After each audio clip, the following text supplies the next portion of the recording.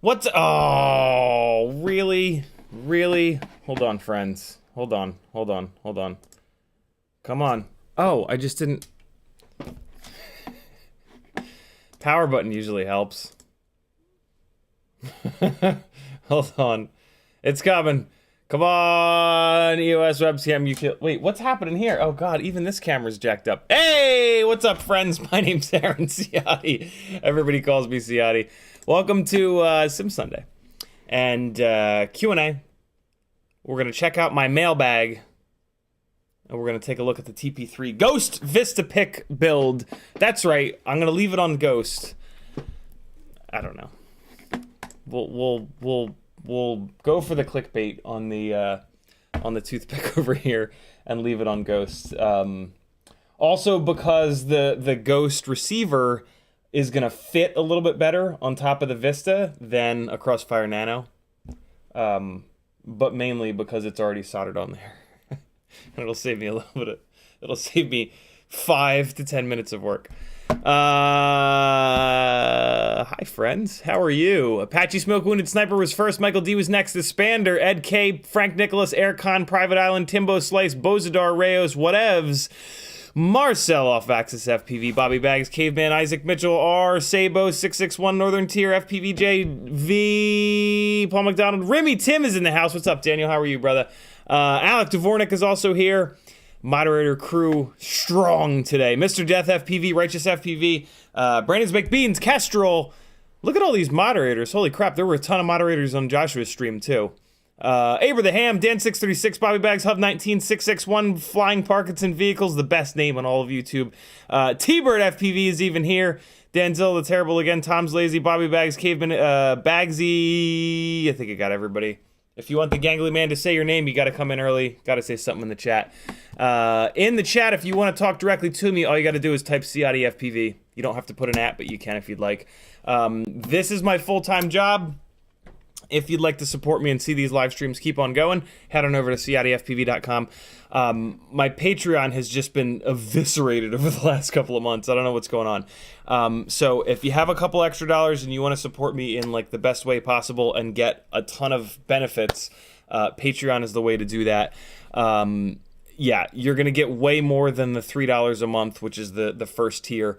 If you want to get in on giveaways, there's a $5, $10, $20, $30 tier, depending on which giveaways you want to get into. $5 a month for Tiny Whoop and Toothpick giveaways every other Monday. $10 a month for 3-inch micro brushless and Cinewhoop giveaways. $20 a month for 5-inch giveaways. The price of those tiers reflects the price that I pay for the parts that I give away on those tiers. If you win, when you win one of those giveaways, usually it pays for like 6 or so months of your Patreon membership. So a lot of people choose to do that. But the general admission tier is $3 a month. That's 10 cents a day. You know you can do it. You know you want to support the gangliest of ganglies and all the gang.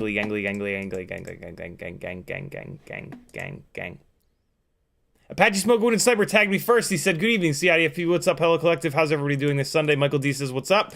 I hope you finally watched the decking adverts." I did.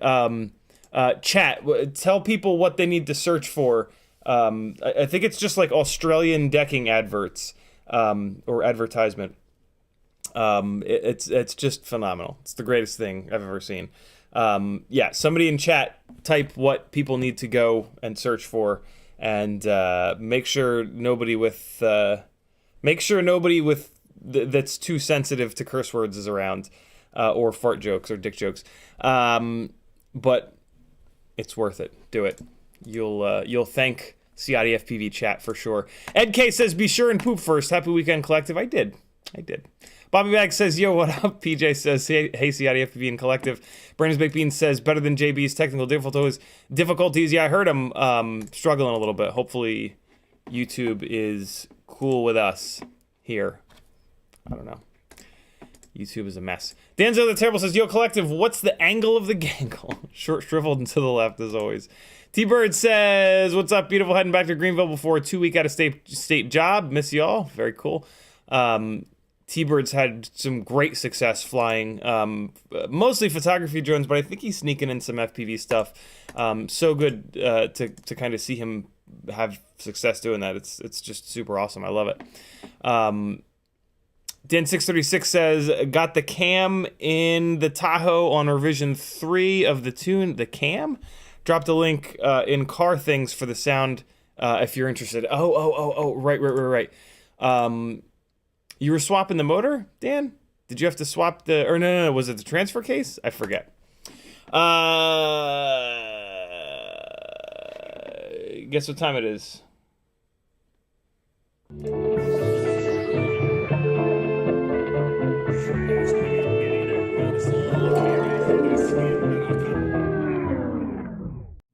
I stole that from Mighty Car Mods. Go check them out here on YouTube. It's the best car and rotary and off-roading channel in the world. Fat Pastor sent me a package with some stuff for giveaways, which was very cool of him. Some motors and some props. Huge shout out to the one and only Fat Pastor. Super cool dude. Got to meet him in person last year, and yeah, just an OG supporter and all-around awesome guy. Oh, look at that! Oh my God, Fat Pastor coming through in a clutch. I was mentioning this a while ago, that this used to exist and then it disappeared. This is, show you over here. This is a little foam piece that used to exist, and I haven't seen this for sale in a million years. This is to adapt the big battery trays in like the 75 millimeter Tiny Whoops over to use the skinny stick batteries. And Fat Pastor must have heard me talking about it, and he had one laying around, and he threw it into this little package he sent me. That is fucking awesome, man. That is super, super, super cool. So here's a Mobula 7 V4 frame. So this thing goes in here like this, and you just mash it through. And it's my head in the masher. Oh, so it doesn't look like it's perfect for this particular battery bay. I'll show you why in a second once I get it the rest of the way through here. I guess that they used to have bigger battery bays than this. Longer battery bays than this, I should say. But this will totally work. It won't be the most satisfying fit in the world. That's what she said. But, come on now. Come on now, you can do it. Hold on. Let's do this. We're going to put the spudger under here. And we're going to use it like a little ramp. There it is. Okay, so it looks like the Mobula 7 V4 battery tray is a little... No, there it goes. So it sits in there like that. I guess it's meant for the older battery trays, which were longer. This post would be over here. And this post would be over there. But this should absolutely work. So what this allows you to do now is take your skinny batteries and fit them securely and firmly into your bigger Mobula 7 tray. Dude, amazing. This is actually super handy for me because if I'm going to keep this rig together, which I guess I am, it's nice to be able to not have to run the bigger batteries. And like the bigger batteries that I like are 300 mAh anyway. So we can actually test the bigger batteries against not this one, but some of the smaller BT 2.0s. Dude, Fat Pastor, thank you, brother. That is fucking awesome. Has anybody seen these things, the little foam guys, for sale anywhere, or is it just an old thing that we'll need to scrounge around for forever, and eventually it'll be gone forever, which I kind of thought it already was. Wow, that's awesome. Thank you, brother. And he sent some other stuff, of course, which I'm not going to show you because I'll keep it a surprise for an upcoming giveaway. Tomorrow is not a giveaway stream. It'll be the following Monday. Also, the Patreon is set up a little differently now. They used to charge you at the beginning of every month. They're not doing that anymore. They charge you every month whenever... They charge you on whatever the day that you sign up. So yeah, that's a little bit of a better setup, and I changed my Patreon to do that. So whenever you sign up, that'll be your billing date every month. Yeah, there's that. I did an order from another shop that has some stuff that I'm probably going to do another quick order. So I'm not going to tell you the name of this shop that I ordered from because they have limited stock on some of this stuff that I kind of want to snag before anybody else does. Yes, that's selfish. No, I don't care. I do, but I'll tell you the name of the shop after I out of stock them on the rest of the items.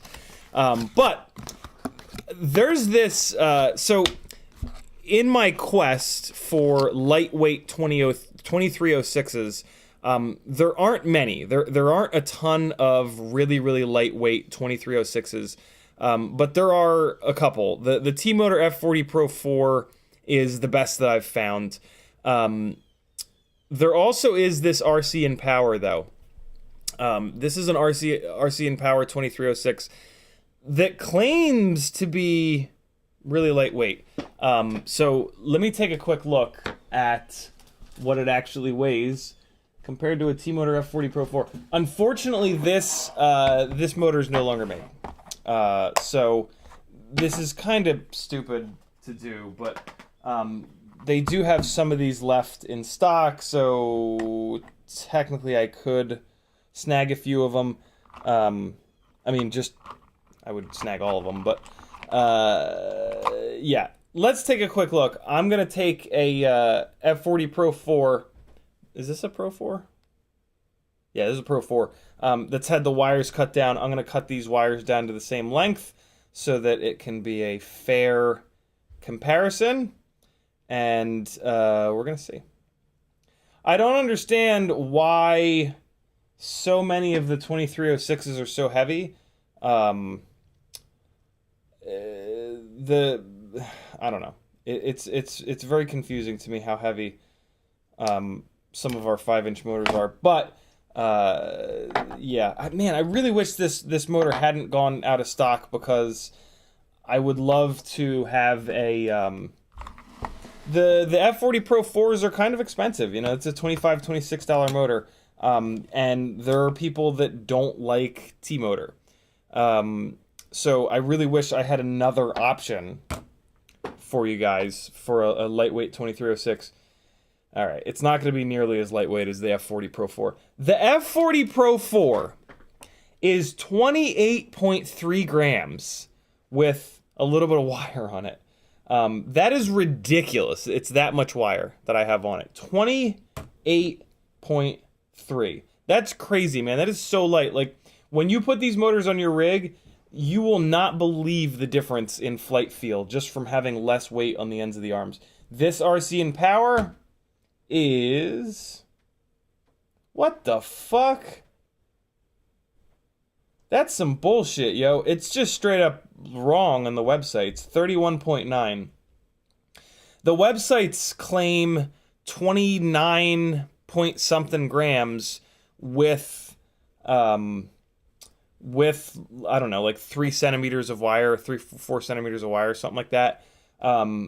That's a straight up lie. Okay, I'm glad I just bought one of these, because that's some bullshit. That being said, technically speaking, if you don't want to do a T-Motor F40 Pro IV, this, I think, is the second lightest of the 2306s at 31.9 grams. But,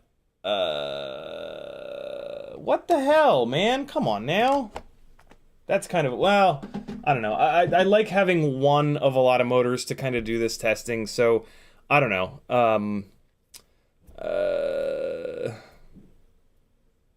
What the hell, man? Come on. I was all excited that I was going to get to run a different motor. Well, let's take a look at it. Just for the sake of getting some value out of the almost $30 that I wasted on this. So this is a RCinPower GTS V2 is the model of this motor. Like I said, it is no longer made. They replaced this, I think, with the Smooks motors, which are quite a bit heavier. This is 1800 kV, I want to say, which is a great kV. It's got the little, it's a one-piece bell, which I really like. The T-Motor F40 Pro IVs are not one-piece bell. Kind of doesn't matter that they're not one-piece bell, because they're not fragile and they don't like separate the bell, so it's kind of fine. I really don't care that it's not a one-piece bell, but yeah, it is nice that this is one piece. I think one of the reasons that this is heavier is that it's one piece. I think the motors all gained weight when they went to one-piece bells. It's got the little lip to hold the magnets in, which is really nice. Motor mount base looks good. Quality looks good. This shrimp wrapping in here looks really clean. Really good looking motor, but that's a little heavy. That's a little heavy. Here's the T-Motor F40 Pro IV. You can see it is a two-piece bell. There is a little bit of a seam there. But again, I've yet to have a single one of these separate at that little seam. Yeah. Damn. I was also really excited that this was a big old red motor, because, you know, red and purple.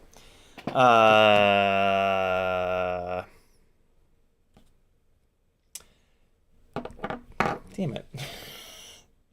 They don't have enough of these in stock for me to really like switch over, nor would I probably wouldn't switch over. I was just gonna maybe like get one set for the test bed 5-inch rig, but yeah, I was kind of excited about running a different motor, but whatever. Sometimes things don't turn out the way you'd like. So yeah, there you go. GTS 2306 V2 1800 kV red. Don't buy it. I mean, maybe buy it. Maybe buy it. I think it's lighter than the rest of the 2306 options, and light motors make a huge difference. So, yeah, maybe buy it.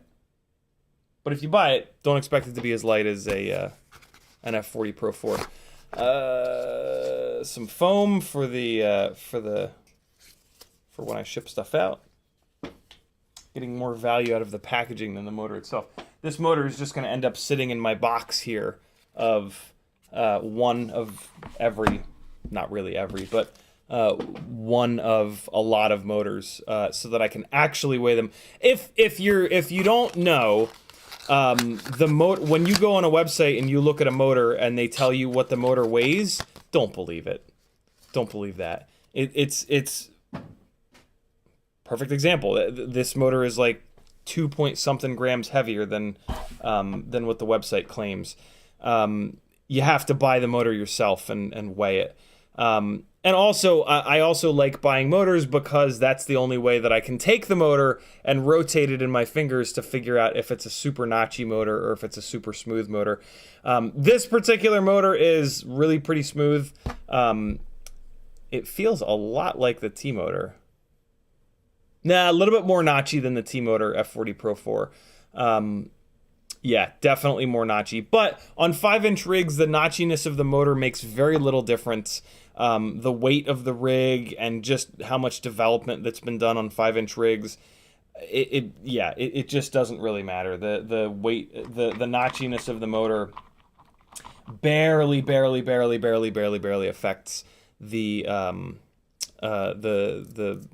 flight footage. We just don't get jello. I mean, I guess if you're flying a 5-inch rig and you're carrying one of the non-GoPro cameras as your HD camera, maybe it would make a difference, but typically with a 5-inch rig, we're carrying a GoPro, and the GoPros are hysterically good at not having jello. So it's not much of a concern. But I guess if you do want to make the absolute most smooth, most cinematic 5-inch rig, it would kind of matter. So yeah, there you go. T-motor F40 Pro IV, in my opinion, is a much better choice. Mainly because it's still being made, and it's smoother, and yeah. I mean, the fact that it's still right, like, you get this discontinued motor, you get a bunch of them, you run out of them. Well, now you're stuck with 3 worthless. At some point, you're going to be stuck with 3 completely worthless RCinPower discontinued 2306s, and that, that's like $60 worth of motors that's now gone. The money that you saved is just up in smoke. You could technically say that about every motor, right? And to get around that, what you do is you switch motors, and you just, one by one, you switch the other motors on, and you just run mismatched motors for a couple of months. The PID loop takes care of it. You're amazed that it makes pretty much no difference running mismatched motors, and you're good to go. I actually had this thought. Hey, Brandon, why don't we do motor testing with black box logs? Why don't we just put 4 mismatched motors on a rig, put it on the ground, put it up into a dead hover, and just slowly increase the throttle, and then we can just look at the black box logs to see how much set point it's putting to each motor. You'd have to have a fairly balanced CG, and we just do a throttle ramp in the air. This would be different than... arguably, this would be better, not obviously it's different, but this would be better than loaded prop stand thrust testing, because it's unloaded, right? Which is how we fly. And then why are we not just looking at the RC? You know what I'm saying? I don't even have to finish, but I'll finish for everybody else. In the black box log, we look at the set point, and we look at what the PID loop is doing, how much power it's sending to each motor, and then we have a real world unloaded test of 4 different motors at a time. Why? I can't be the first person to think about that. Can I? Kestrel FPV says Diatone USA has those battery tray adapters, $8 for 6. Awesome, Kestrel. Good find. Thank you, dude. Thank you. I already have one because Fat Pastor is an awesome dude. But if you guys need it, now you know where to get it. Fat Pastor, I'm going to put your stickers right there with my little collection. Brandon, isn't that Is there a way to do that in the black box? Brandon's Bean says motor output. The less output shown in the logs is the motor making more thrust. Right. Yeah. Right. Like, what's the why?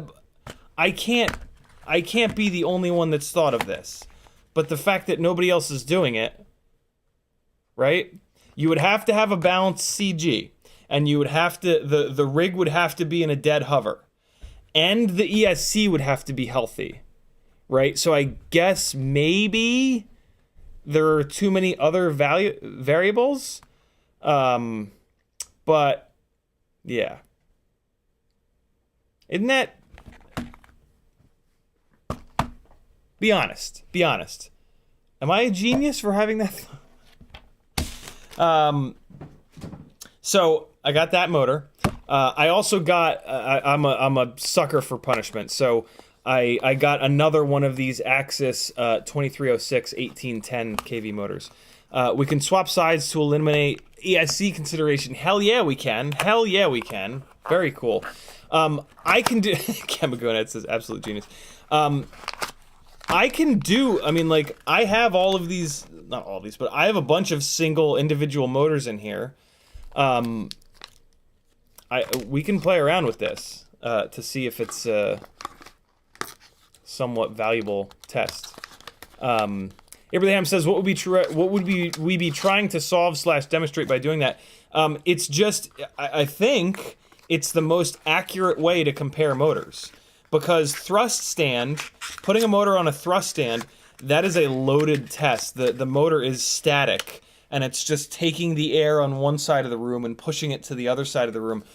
That's not what happens in the air, right? In the air, as soon as you get into the throttle, the motor starts moving. So the motor is, so it's called loaded versus unloaded. So yeah, the thrust stand tests are, they're just different. It's just a different test. It's a test of how the motor performs when you're holding it down, and that's not what we do, right? The motor being held down has to do all the work of pulling the air in, whereas when we're up in the air, as soon as the motor starts doing work, it's got a benefit of air coming in. So in an unloaded real-world test, a higher kV motor is actually going to do better than in a loaded test. In a loaded motor thrust stand test, a motor that's, let's just say, a little bit too high of a kV is going to saturate, and it's going to kind of fall off. Whereas in the real world, that motor is going to have, at some point, 100 miles an hour worth of incoming air. So yeah, like a motor that's, and that's just one example, right? That's just the easiest example for me to think of. Although I think that's probably the best example of where a loaded versus unloaded test would have some value. But yeah, like I have such a hard time thinking that like I'm the first person to have that thought. Oh my god! So in with the little Axis motor, they've got a little diagram here showing their little lip design. So this is, we were talking about this with the Axis motors, wondering if this little inner stator to motor bell, come on you fuck, lip that they've put in here actually makes the motors more durable. All right, now let me sneak this in. So they've got a little bit of jib jab here showing that little lip. So that little red area is showing you the lip on the bottom of the bell interacting with the little lip that they put on the stator. Look at that. Oh, what's in? I'm reading the text. Oh no, yeah. They talk about it there. Say goodbye to crushed motor bearings. So yeah, they're talking about in the text. Hopefully you guys had enough time to read it there. But they're talking about how that little, they call it BST, bearing shield technology. Basically on the motor bell, they put a lip, and then that comes, it doesn't seal perfectly, but it comes really close in with a little lip they put in the stator. So it's just another little piece of shielding. Otherwise, on most motors, it's just open. The bearing shaft goes down, and it is what it is. But yeah, they're talking here, dust-proof and waterproof bearing placement design. These motors are waterproof already. Dust-proof, yeah, okay, fair enough. Placement design, BST protects from environmental elements, prolongs the smoothness and lifespan of the bearing.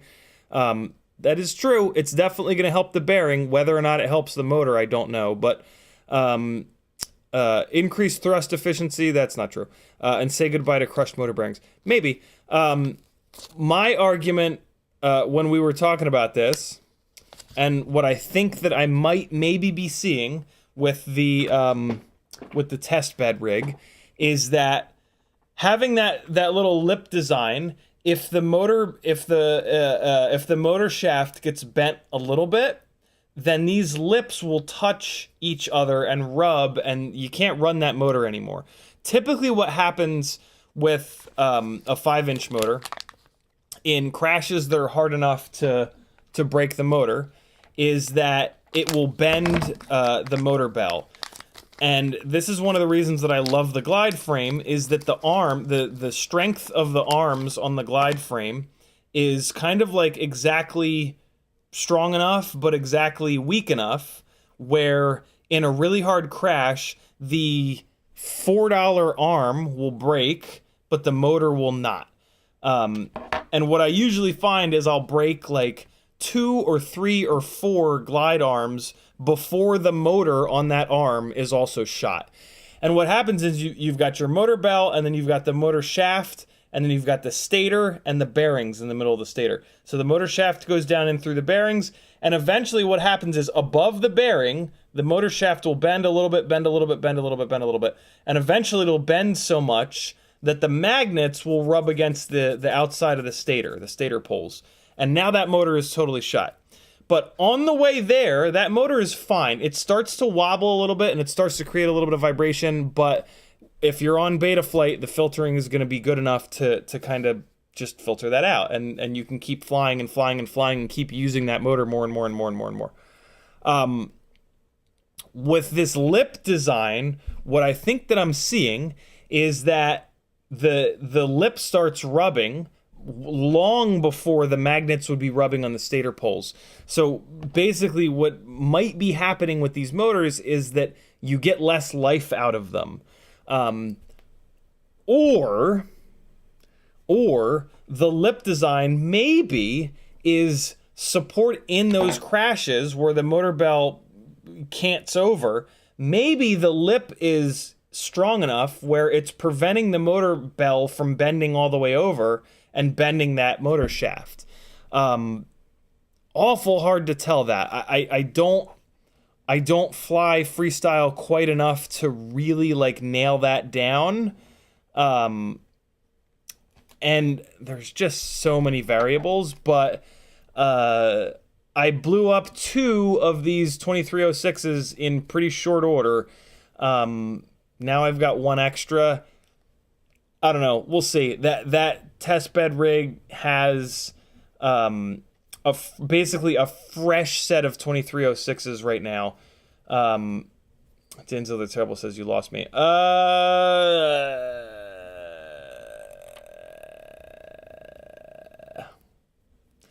Which part did I lose you on, Dan? Because you're not the only one that I'm sure that I lost.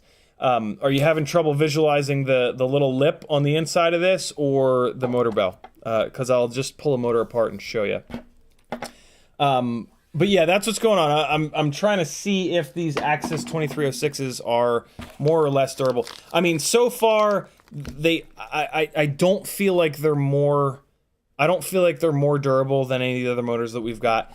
My main issue with these is that they're heavy. This is a really heavy 2306, so I don't even know why I'm doing this. You know, I love the idea behind Axis as a company. They seem to be making some really nice stuff. It's a bunch of people from T-Motor, which is a good thing. I really like T-Motor. So yeah, I don't quite know why I'm putting as much effort as I am into testing these motors. I guess I'm just always on the hunt for the best sort of 5-inch motor, but for me the best is tied up with lightweight, and these are definitely not that. So yeah, I don't know. I guess my initial thought was maybe this is like the most durable motor ever, and I don't feel like it is. But again, it's hard to tell. I don't fly freestyle quite enough. But right now, the test bed rig is up. It's somewhere up here, and it's on 661. They use red and black motor wires. 2 blacks on the outside, 1 red in the middle. The test bed rig is up. It's on a fresh set of these 2306s, so it will be going out at some point here to get abused. And if I have a crash that's not all that hard and one of those motors dies, I'll be like, yo, nope, they're no more durable. They're probably not less durable, but they're certainly no more durable, and we can kind of wrap that up. But in fairness, it's really, really, really difficult to get a feel for motor durability without just destroying like 10, 15, 20 of the damn things, along with another motor that you kind of need to have one rig on one set of motors, another rig on another set of motors, and you go out and you fly the same spots. You fly them back to back. You fly, and you also have to, like, one of them has to be the first rig up. Either you have to nail both rigs, and both rigs have to be blown up before you leave, or every time you go out, you have to flip-flop them and fly one rig first, fly the other rig first, because you need to break them. Like, you really do. Like, you really need to go home with broken rigs in order to get a good enough feel for durability. So yeah, we'll see. This is going to go in the... but, like I said, heavy motor, so I don't really know. Bunch of guys mentioning the Emax red bottoms. Yeah, for whatever reason, the Emax red bottoms have this, like, unbelievable... just like everybody always says that the red bottoms were the most durable motors ever. I don't know what they did. I actually never had a set of those. When those motors were the tits, I was only into micros. So I started building 5-inch rigs after the red bottoms were already, like, kind of discontinued. I snagged a set of 7-inch bi-blades because I'm dumb. These are the HQ DP7 by 4. DP7 by 4.5 bi-blades. Ryan Harrell has a sheet of 6mm carbon coming to him that him and I split, and he's going to be cutting. And Bob from FPV Cycle was cool enough to send me the 3D print file for the Glide Dead Cat arms, because he's not making anymore. So Ryan's gonna cut me some 6mm Dead Cat 7-inch. I forgot to say 7-inch Glide arms that I'm gonna put on the Cineglide, and I'm hoping that the 2507 motors that are on there, yeah, they're 2507s, are going to be big enough for these 7-inch bi-blades. I mean, I know that it'll work from, like, a long-range standpoint, but I don't know if it'll work from, like, a cinematic standpoint.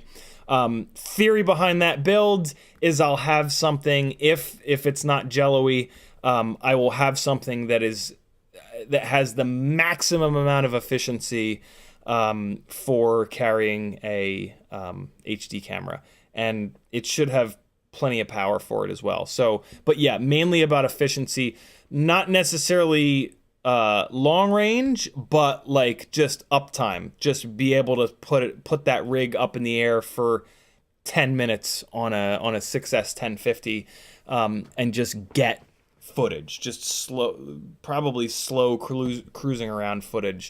We'll see. I don't know if the 7-inch Dead Cat arms are going to clear with a hero mount on there, but we'll see. Also, I've never built a 7-inch rig before, and you know, we can't have that. There can't possibly be a propeller size that we just don't build. It's a fucking requirement if you're into FPV that you build one of every rig at some point with every single prop size. I got some XT30s because I ran out, unbelievably. And I got a couple of the Brother Hobby VY 2004 3150 motors that were discontinued forever ago. These are going to be my backup motors for the lightweight CineXplore. Although, over on Patreon, I did some CineWhoop runtime testing, and good God, the difference in runtime between the lightweight CineXplore and the fat-ass CineXplore was not much. So I think I'm gonna keep that rig still together. Well, I'm definitely gonna keep that rig on the lightweight motors for now, because runtime is only one part of the equation. The accuracy of the rig and just like the flight dynamics of the rig is more important than runtime. Unfortunately, it's going to be really hard to test that. But the theory being that the lightweight the lightweight CineXplore, almost certainly is more accurate for shooting gaps over and over and over again, because it's lighter weight. Less weight is going to be more of a scalpel. It's just going to want to track straight. It's not going to want to slide sideways as much. And when you're trying to shoot the same gap that's small over and over and over again, that makes a big difference. So maybe the lightweight CineXplore is still valid. It's going to stay on analog. And analog is lighter than HD. So I don't know. Like, on one hand, it's tempting to move it to the FPV Cycle 2104s. It won't gain that much weight, and then all the rigs are on the exact same motors. But it's fun to have it be like ultra stupidly lightweight, and with 2 extra motors, I'm probably good forever on it, because it's a CineWhoop, so it doesn't really chew through motors. But I don't know. We'll see. The other thing that's cool about these motors is they come with titanium hardware. They come with M2x6 and M2x7 titanium screws, which you can't really get anywhere else. And I've been kind of hoarding those. Those are my favorite rigs will get the titanium hardware. You might be a nerd if there are places to get titanium hardware. I've just never seen M2 titanium hardware. I've only ever seen M3 titanium hardware. So I'm sure it exists. I've never really looked all that hard for it. But so yeah, 2 backup Brother Hobby VYs for the collection to keep that lightweight rig up. The other reason I like having that lightweight CineXplore put together is, like, it's a good, like, I mean, although what I was about to say is that the weight of our rigs is going to continue to creep as cameras get better and whatnot. Although we've got the RunCam Hero 11 Mini coming, and that represents the weight coming down for the first time in a while, but it's still happening, right? Like, that the weight is still coming down. So that's kind of interesting. Farts. I gotta move that or I won't remember what it's for. So yeah, I guess that theory kind of goes out the window. Every once in a while we do get a lighter weight camera, and it certainly seems like the Session 6 is a real thing. And that's going to be pretty lightweight too. So I don't know, maybe that goes out the window. Let me get caught up on chat here. I've been just blabbing for quite some time. Oh wow, I'm way behind. Hold on. Sorry guys. Didn't realize I got this far behind. Dan636 said swapped cam lifters, valve sieves, oil pump, pesky displacement on demand was no good, caused it to jump time. What the hell's displacement on demand? I don't know what that is. Bobby Bag says, what about the T-motor BMS racing motor that's 2306, I believe? Pretty sure that's a 2207. I think I know that's BMS Thomas's preferred motor, and pretty much all the racers run 2207s. Yeah, I don't think that's a 2306. Prove me wrong, though, because I'm always looking for a lighter weight 2306. That being said, the T-Motor F40 Pro IV is just amazing. Rob Axelson says, I slapped together a 4-inch freestyle rig this week, come in at 252 grams with a 4S550, and I wasn't even trying. For the problem you're probably going to have there, Rob, is that 4S550 is probably going to be not nearly enough for 4-inch and for freestyle. To give you some idea, I actually run 4S850s on my 3-inch freestyle rigs. I have a feeling you're going to get I have a feeling you're going to have two problems. You're going to get short run time, but I think the bigger problem is going to be, and it depends on what motors are on that rig, but I think the big problem is going to be the powertrain on that rig is going to hammer that battery so hard that it gets really hot. One of the things that happens when you go down in MAH, this is actually a really good conversation. Thanks, Rob. As you go down in MAH on a battery, the battery has less surface area to dissipate the heat that you're putting into it. So if you take the same rig with the same powertrain, the same demands, and you just keep going down and down and down and down in the MAH of the battery, eventually you'll get down to an MAH where the battery gets so hot that it doesn't, you get to this point of diminishing returns. As you go down on MAH, the rig gets lighter and the flight performance gets better. That's subjective. I actually don't like the way really lightweight rigs feel on big props. You lose the throw, you lose the momentum. For freestyle, I should say. So yeah, and I think it depends. If you're on 1404s, you might actually get away with it. If you're on anything bigger than a 1404 though, I think that MAH is going to be a little bit too low. And this just comes from me having built a million different rigs in a million different configurations, and I've got a ton of different batteries. So I've been there. But yeah, usually at 250 grams, again, it depends on everything. It depends on the motors, mainly the motor size. But yeah, at 250 grams, usually the right battery size is going to be 4S850 or 4S 700, maybe even 650, but I would stick to the 700. So you're close, Rob. And if you're not flying it hard, you might actually get away with it. If that was more of a cruisy kind of rig, it'd probably be really good. Although then you would run into I don't think you're going to get a lot of runtime. Unless it's 4-inch bi-blades. If you're on 4-inch bi-blades on a 1404, you can probably get away with it. But yeah, good little conversation to have. Thank you, brother. Acro Weeboo's in the house. What's up, dude? Dalton is here. He says, cost of materials and machining, the more complex looking, the more you're paying for machine time. Next step is 8887 and boom, a $27 motor, lol. Yeah,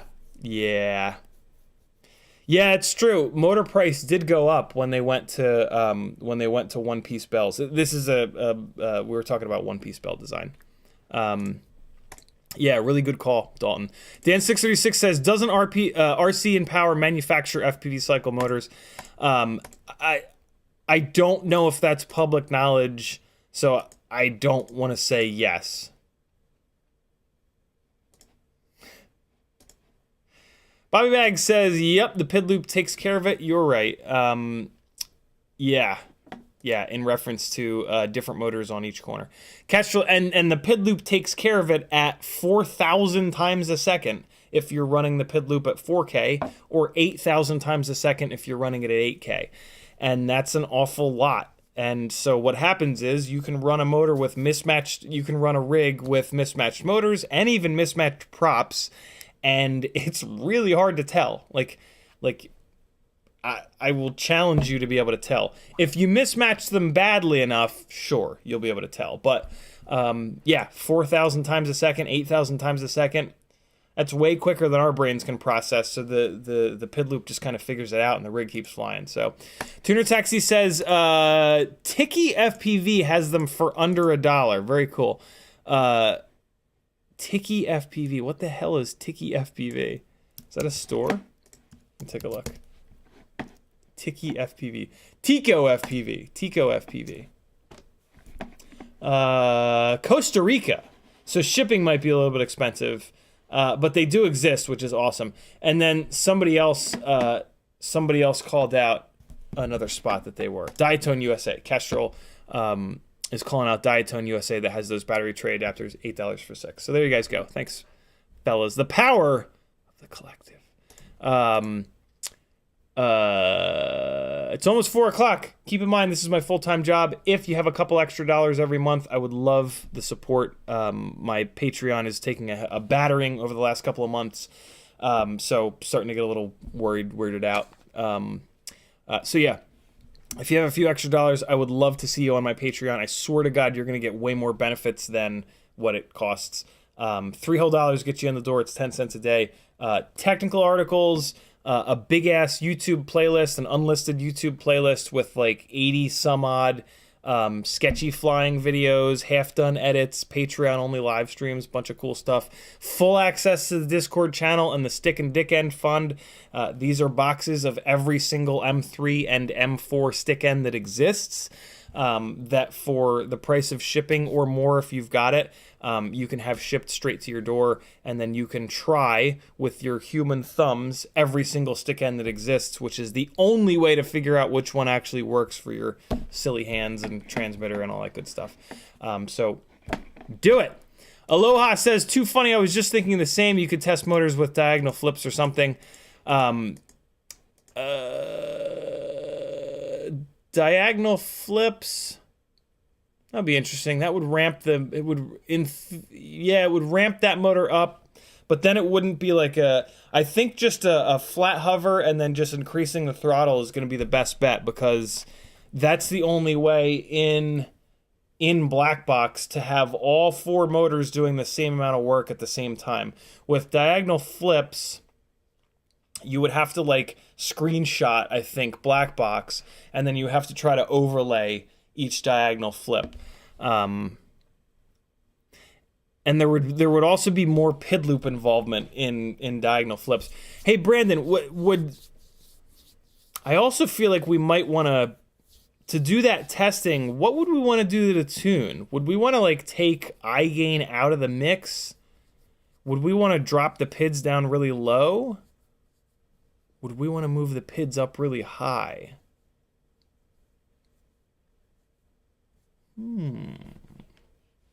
Talking about putting 4 different motors on the quad and ramping the throttle up to see which motor is making more power, where it's making, when. I really think that could be a cool test, because I think you could also see like motors coming on, like motors that make more power in the middle of the throttle, like kind of jumping up and down and moving around. It might be really, I don't know, or it just wouldn't work. But you could pretty easily troubleshoot it, right? Like from what Brandon said, to take the ESC out of the equation, you just rotate the motors. And that would also show you if the testing is even valid. Like just by doing the test a couple times and then you move the motors around, you do the test again, that would remove the ESC from the equation if one of the channels of the ESC is weak. It would also tell us like if the test is even valid at all, I think. So yeah, I don't know. Think more about it. Rob Axelson says, check out the big brain on Brad. You're a smart motherfucker. Danzo the Table says you lost. We got that. Timbo Slice says, I'm designing a tool to straighten motor bells after a crash. Almost done. That's pretty cool. Timbo. I will say this, though.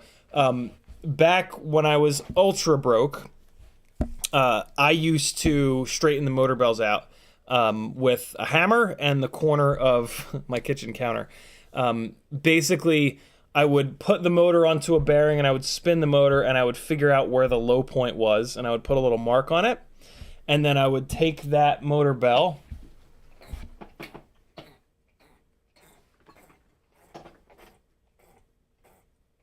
here's one.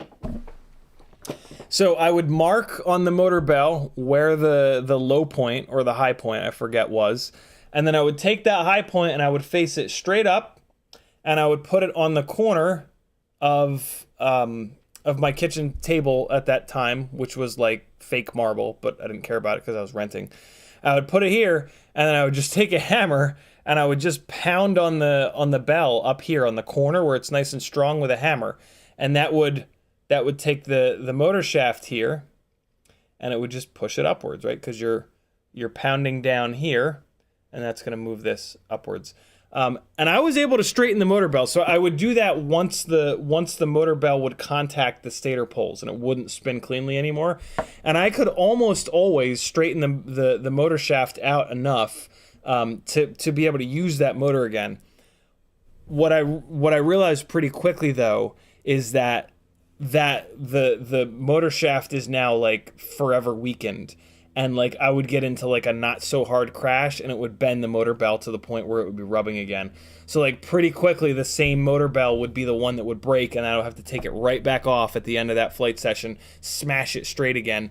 And it just got obnoxious. It was like, you know, and I mean that's the way metal works, right? Metal fatigues. When metal bends, there is a fatigue there, and then there's a weak point. So straightening out the motor shaft, it'll get you back up in the air for sure, but it's going to be a weak point, and if there's another crash, it's going to bend in that same direction a little bit easier, and then if you straighten out again, a little bit easier, and it just gets to the point where that you're just constantly fixing that motor bell. So, but the first time you bend it back, I mean, it'll get you back up in the air. If nothing else, you can bend it back while you're ordering a replacement motor, and you're back up in the air, and then hopefully by the time that replacement motor shows up, you break it again, and then you can switch it over.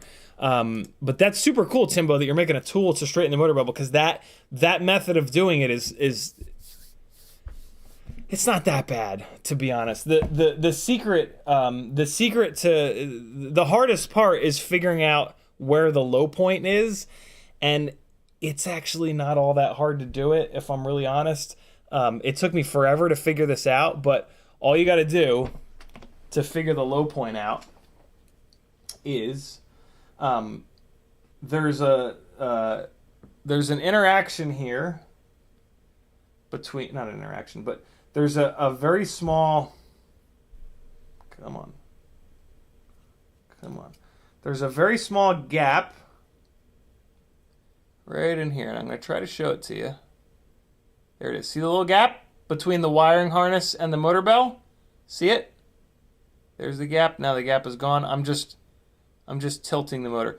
So that little gap there, that's the cheat. That's the cheat. You sit here and you just spin the motor. You got to hold the frame really still, but you just spin the motor, and eventually you'll see that gap get smaller and bigger. This is a fresh motor, so the gap is going to stay the same size. When you see the gap shrinking and getting bigger, it's because I'm rotating this like a weeb. So yeah, you gotta put the frame on the desk, and you gotta hold it really steady, or you can like lean it up against something ideally, and you just really carefully leave the propeller on, and you can just sit here and very gently spin the motor around, and you'll see that little gap close and open, and that's the trick. That's the trick to figuring out A, if your motor shaft is bent, and B, where is the high or low point. And then yeah, you just take your little Sharpie, put a mark, that's the low point, put it on the corner of the desk, bang on it, or you wait for Timbo Slice to make his tool to straighten motor bells. Timbo, how are you generating enough force is my main question. Banging on it with a hammer is, maybe Timbo Slice's tool will be more gentle than slamming on it with a hammer. Although, when you bent it, you basically hit it with a hammer, right? Because that's the only way to you smacked it into the concrete. How are you generating enough force though, Timbo Slice? You using like a vise maybe? Would be my guess. That's pretty cool that you're doing that. I love it. Veritas Uza says, no matter how long bell lips rub my bearings, they remain uncrushed and shiny. I think that's a dick joke. Does anybody run the RCinPower motors with the lip thing? Michael D says, a friendly reminder for everyone. Mouth. A friendly reminder for everyone to hit the like button. Thank you, Michael D. Abraham says, I kept a set of red bottoms from nostalgia. I'll send them to you, but only if you promise to use them. Here's the problem. Aber, I don't have... So I have a nostalgia rig, and I actually just flew with a nostalgia rig.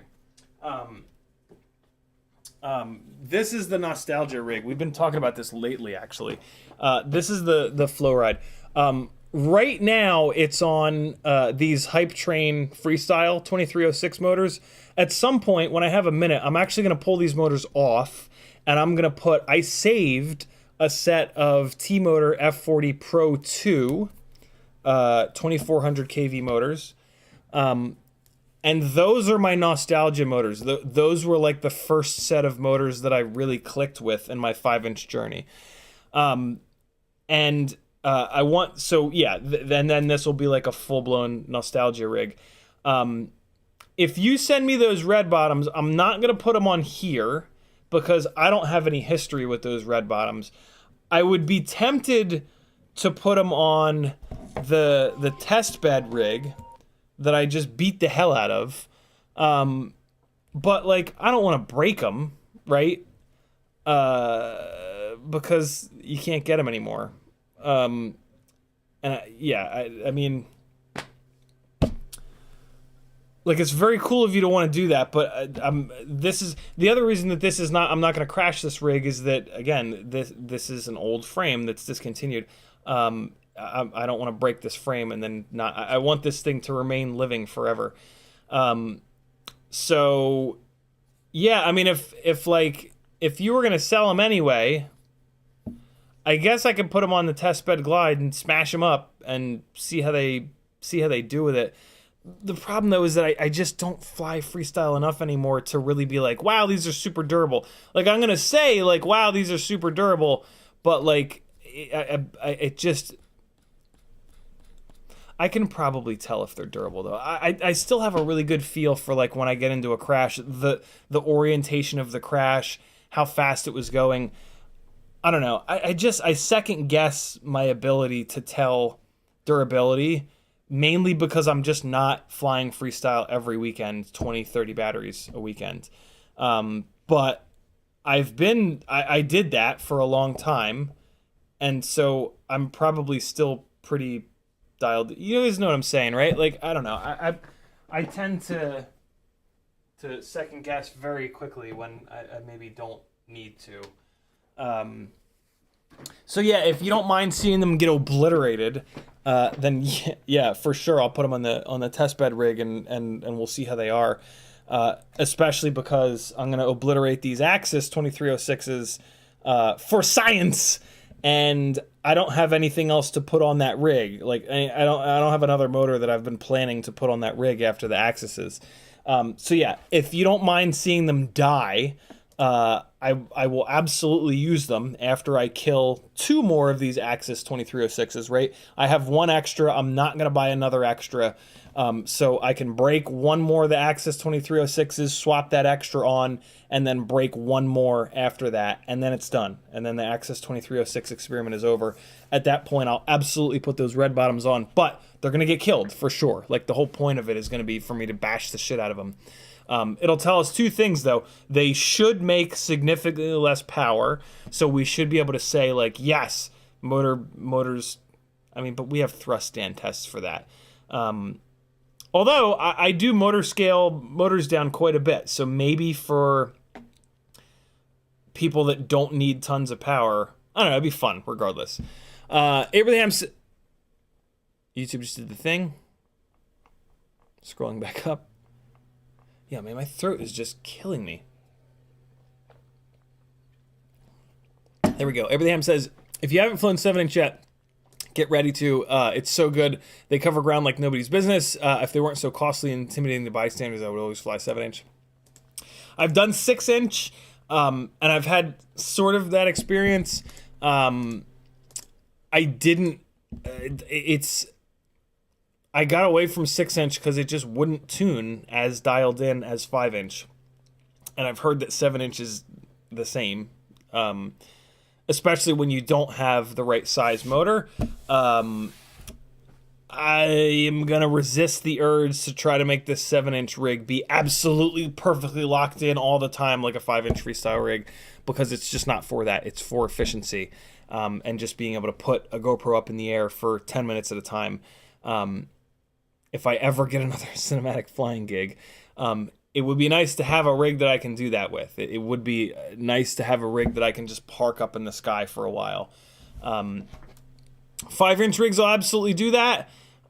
You can probably get almost 10 minutes, but a bi-blade 7-inch rig is always going to do a better job at that. So, and sometimes there's just weird situations where it's like, hey, we need you to go all the way over there and hover for a while we're getting ready to run this car down the road, and it'd be nice to have something like that. So, yeah, we'll see. I'm super curious as to how it's going to go. Dan636 says displacement on demand is where it shuts off some cylinders. Right. Some cylinders fuel spark valves just to run the other cylinders for fuel economy. Right. I knew that. I just couldn't think of it. Bob Noxus is in the house. What's up, homie? Juju Diaz's RC Things says, should I buy batteries for my bigger drones or buy a tiny whoop? Oh God, Juju, I have no idea. We are going into tiny whoop season, so maybe tiny whoop is the way to go with winter coming quickly. But I mean, I don't know. What do you fly more, tiny whoops or bigger drones? That's a pretty individual decision to have to make. Tiny whoops are great fun. If you're fairly new to flying, they might make you a better pilot because you'll be able to fly more. That's going to go away eventually because, like, as you get better as a pilot, just stick time doesn't help quite as much, and flying the same thing over and over and over again is what really helps. And a tiny whoop is a completely different flight experience than anything else. So, if you're in like your first couple of years in the hobby, the tiny whoop thing really might make you a better pilot, because for your first couple of years, it's all about just stick time, just spending time moving the sticks around and seeing how any quad reacts. But if you're starting to get good, it can actually hurt you, because as you get better, flying the same thing over and over again becomes the most important thing to do. And any time that you spend not flying the same thing over and over again is another set of muscle memory in your brain. So, but for most people, that doesn't matter, right? For most people, they're not trying to make a job out of flying. So yeah, it's just all about having fun. That is the best answer I can possibly give to that question, Juju. Because yeah, that's a fiercely sort of independent question. I don't know how often you fly. I don't know how many spots you have for your bigger stuff. But yeah, that's what I would look at. I mean, although I guess a tiny whoop, you're always going to have more opportunities to fly because you can just wake up and start flying it. But yeah.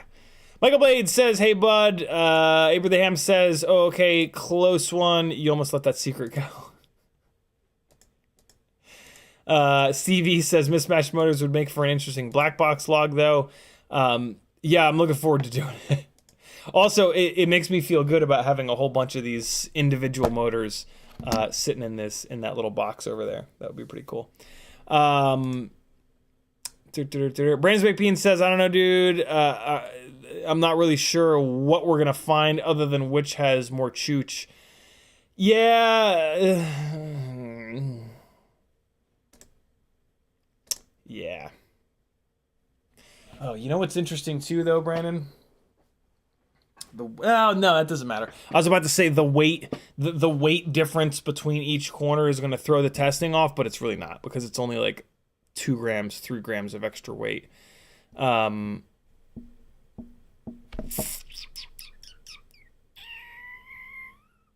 guess it could be really helpful for figuring out the whole extra kV thing, although maybe not. No, it wouldn't. It wouldn't. Yeah, what would that really show? It would really just show which motor has more power. Because the stator volume is the more stator volume. Yeah. What would that show? What data could we get from that? It would be fun to do, but if it's not going to get us any actual info other than which motor makes more power, it's kind of pointless. It would be, I don't think this would be the case, but it would be super interesting to see whether or not there is but I've never seen this on thrust stand testing where like one motor will make more power in the middle of the throttle.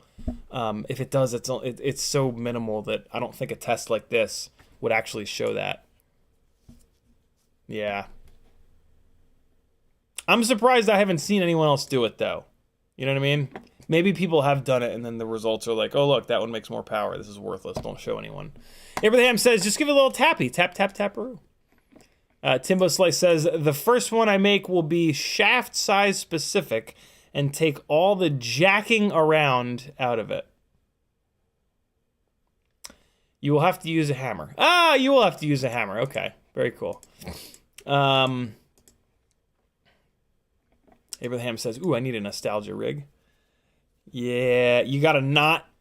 The key to a nostalgia rig is to stop breaking the frame before it's like... For me, nostalgia rigs are like, oh fuck, I can't get any replacement arms for this frame anymore. Put it in a box. The key becomes you gotta stop breaking the thing before you have enough of them. And you actually have to have like one extra. So like when you only have one extra arm or one extra motor or one extra whatever... that's when you have to switch, and then you put that aside, and then you've got your nostalgia motors and your nostalgia frame and all that, and then you have one extra of everything, so you can still fly it. I actually, I have one extra flow ride arm, and I think I should have one extra T-Motor F40 Pro II motor bell. The internals, who cares?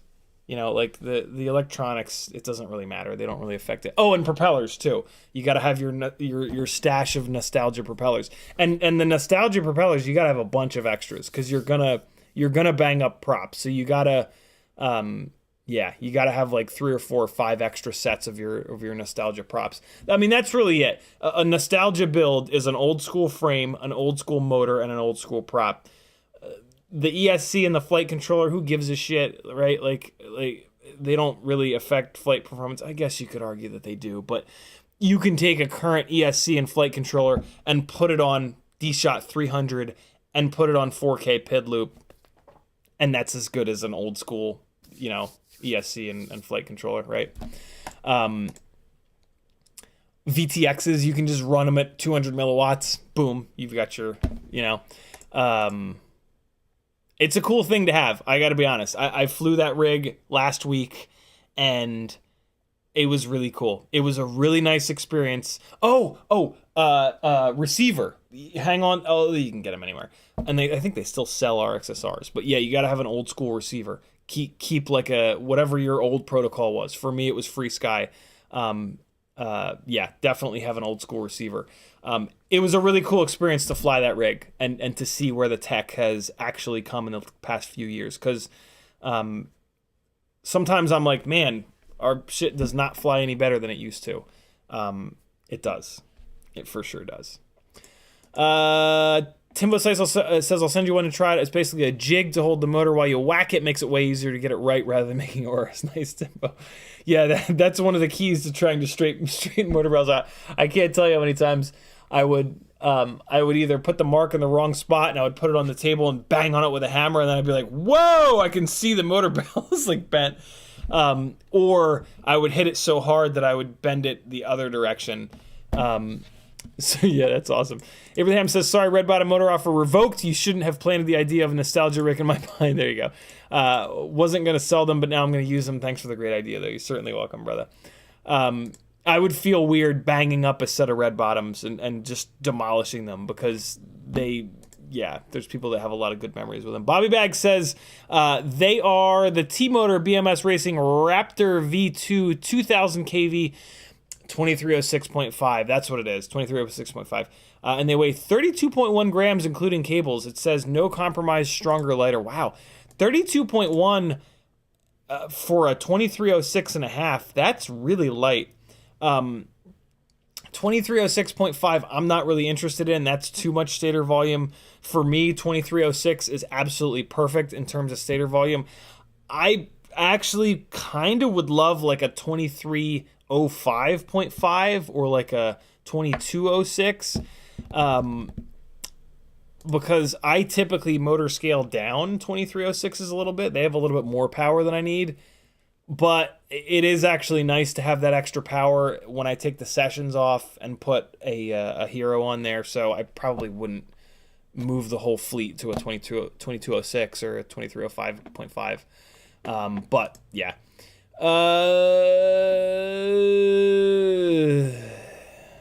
YouTube did the thing again, finding my place in chat. Veritas Weasel says, what would you recommend for a pair of goggles, a drone, and a good quality digital image for indoor use? I prefer not to build if I don't have to, but I will build if it's good quality. For indoor use, the only realistic option right now is HD0. So you'd be looking at a Mobula 6 HD0. I don't know about the goggles. I mean, if you already have Fat Sharks, I would say just get the little external module. If you don't have a pair of Fat Sharks yet, HD0 is putting out a set of goggles. That might be the move. But yeah, DJI is completely unrealistic for indoor use. It's just too heavy. Maybe the DJI V2 system. But yeah, at the moment, it's an HD0 Mobula 6. That's the move. I haven't gotten mine up in the air yet that FPV Exchange very kindly sent, but I will be sooner than later. So I'll have more content and more info for you soon enough. Timbo Slice says, send me an address and I'll make it happen. Sounds good, brother. What social media stuff are you on? Juju says, I have 3 months in the hobby and I have 7 FPV drones. It's a sickness, my man. It is a sickness. Tom's Lazy says, DJI goggles with analog adapter. Can you suggest an indoor whoop? I've only FR Sky Access with Crossfire module. Also one old DX6i.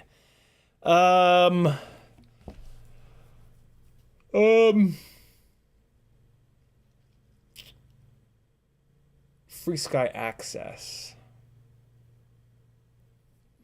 I mean, what I want to suggest is the Mobula 6 ELRS build because it's just so amazing, which is Mobula 6 ELRS.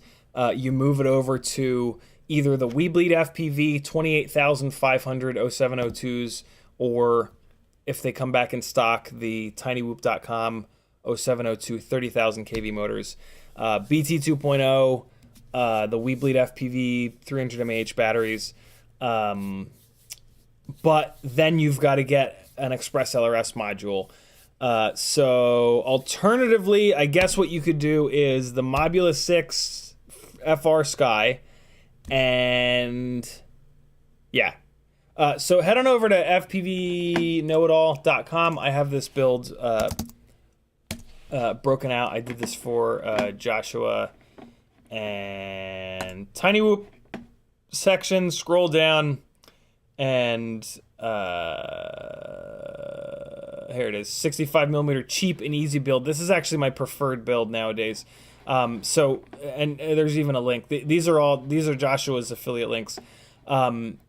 So yeah, Mobula 6 and then the Meteor 65 frame. Antenna, I mean, if you want better video quality, get the antenna. If you don't care that much about that, you can skip it. BT 2.0, Weebleed FPV batteries. And if you're not going to motor swap, go with these. I mean, just get a set of these propellers. They're good to have and make your mind up. It's going to come with bi-blades. So yeah, this is really my preferred, and this is what I fly. This is the Tiny Whoop that I fly on Whoop Wednesdays. So yeah, can't go wrong with that build. Good question, brother. Eva FPV's in the house. How are you? Brandon's music, I think I got a good tune on the Cinesplorer now. At the I forgot to mention this. At the opening of this live stream, I flew. That is a flight from the Fat Cinesplorer that Brandon helped me tune. The tune is looking really good. Dropping elevation, it was a little bit of a mess, but they're always a mess dropping elevation. So yeah, the tune is good to go. It feels great. I was able to really put it into that tight and technical little section of bushes in front of the house. So yeah, I think I'm going to leave it alone. I don't tune my Cinewhoops to the point where they're like bleeding edge. I leave them backed off quite a bit so that, God forbid, I smack into something, I can get the footage home. So yeah, that tune is in a really good place. Thank you, Brandon. Brandon's Baked Beans offers black box tuning help for $1 a minute. That's really, really, really cheap. He's got an FPV Exchange store, and you can also find him over on my Discord at Brandon's Beans. Gamma Gonad says being a genius was short-lived. It always is. Juju says TBS Source 3 frame or Source 5. That's another kind of unique to you thing. 3-inch rigs fly much smaller. They're much quieter. There's less momentum. And then 5-inch frames are big and angry and heavy and loud, but they fly great. So if you've got spots that are big and safe enough for a 5-inch rig, always 5-inch. If you've got smaller spots, or if you just want more spots, literally with a 3-inch rig, you can fly in more spots, period, because it's safer and because it's smaller and slower. So yeah, that's a fiercely individual kind of decision to make. YouTube just did the thing again. Lewis Taylor says, I always thought I was so bright as a kid. My mom and dad always called me son. Dad jokes, yo. Brandon's Baked Beans says, stick bang flight style is a recent invention and is evidence that flight controller and ESC firmwares are far more capable now than before. That's true. That is true. Yeah, there would be all kinds of throttle chop bobbles and just general like uncommanded motions in that flight style if we were doing it 5 years ago. Although steel has always kind of flown like that, and yeah, with absolutely fresh gear, you can crank the PIDs way the hell up, and even back in like 3.5.7 days, if you crank the PIDs up enough, it was plenty locked in. So yeah. Mutterditzkin says AMAX makes a 2305.5 Superleggera. The original ones were made of peanut butter, but they've revised them, maybe less fragile. I saw that AMAX just put out a new set of motors. I mean, they still look pretty fragile. Man, are they pretty motors, though. They're a gorgeous set of motors. Timbo Slice says, Instagram or Facebook. Sounds good, brother. Alec Dvornik says, I'm pretty sure my analog module in my Fat Shark is crap. What should I get to upgrade? I can't recommend anything other than the Rapid Fire because it's just so good. It's really expensive, but you can probably find somebody moving away from analog into digital that will give you a good deal on a rapid fire module. I've heard that the TBS module is pretty good. The hardware itself, though, is not as sensitive as the rapid fire, and that's something that you can't just update the firmware to get around. So I think that a used rapid fire is going to be your best bet. With analog, you need all the help that you can get. So, having the absolute best module is the best way to kind of make analog a little bit better. So that's going to be my recommendation. Yes, it's an expensive recommendation, but again, it's important. Bob Knox with a $20 super chat. Thank you, homie. He says, for the fun, love you, bro. Send me that session so I can make those comparison videos. What were we comparing again, Bob? I forget already. It's been like a week and I immediately forget. Hero 11 Mini Fund is up at 64. Thank you, brother. Hey, sticker packs are available. Hook a brother up. Help me keep doing this full time. I don't want to have to get a job, for God's sakes. Sticker pack, $10 super chat or hopefully PayPal. And you get a Micro King window cling. You can put this on the inside or the outside of a window. You get the New School sticker, and you get a magnet with the New School logo. The sticker packs have been super helpful. I've already got the stamps on them. It'll go out right away. Also, over on CiottiFPV.com, there's a whole bunch of other ways you can support me to keep the boat floating.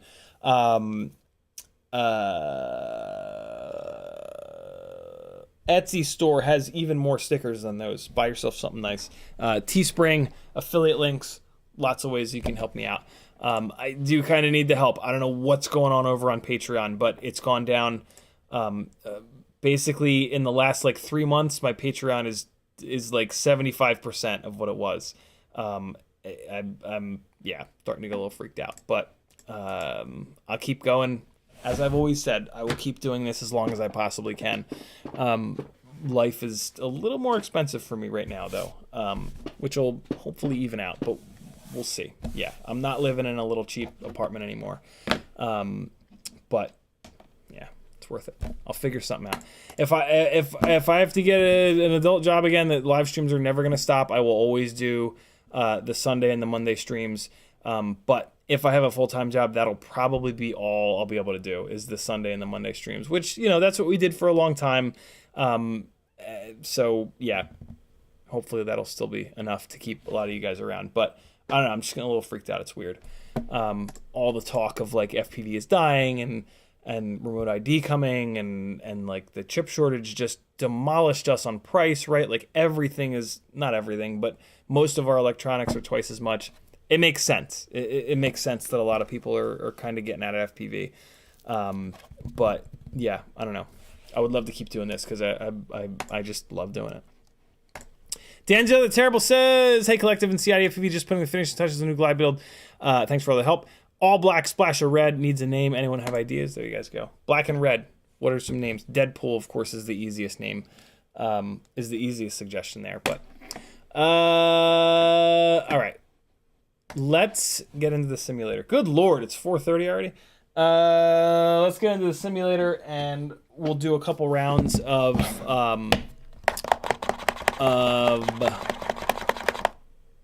combat mode, and I probably won't have time to play around with this toothpick over here, but it's all like infinitely small, stupid stuff. So there's not a whole lot to really see. That build, man, it's taken a long time to get the Vista. Like mounting the Vista is being kind of a pain in the ass. I had to like file out the holes to get it to slide. It's just, yeah. Building a Vista toothpick is a motherfucker. Fair warning. If you're gonna go down that road, it's gonna take a bunch of time. It's gonna be frustrating. It's hard to figure out how you're gonna route the cables. It's a hell of a build. So yeah, I was hoping it would be easier. It's getting into the territory of like one of these builds that like if you crash it and slam it really hard, it's going to be such a pain in the ass to repair that it's going to be one of those rigs that just sits broken forever. And yeah, I don't know. I've done my best to simplify the wiring enough that makes it a little bit easier to work on, but I don't know. PJ says, wouldn't care if you come once a week for 30 minutes. We're happy with the gangly content we can get. Thank you, brother. I wouldn't like that. I guess maybe I would not like that more than you guys. I really love doing this full time, and I'll do whatever it takes to kind of keep doing that. But there'll be a point where it's like whatever it takes is not enough. But we'll see. I will push that as long as I possibly can. Hey, the Florida edit did not make it up yesterday. I just ran out of time. There is going to be as if you needed any more push to join my Patreon, there is going to be a big extra edit that goes up on Patreon with the just like sort of raw, but it is a little bit edited down. All the rest of the footage that didn't make it into the edit. So it's going to be like 10 minutes of extra footage over on Patreon once that edit goes up. So yeah, there'll be that in case you want to see what ended up on the cutting room floor.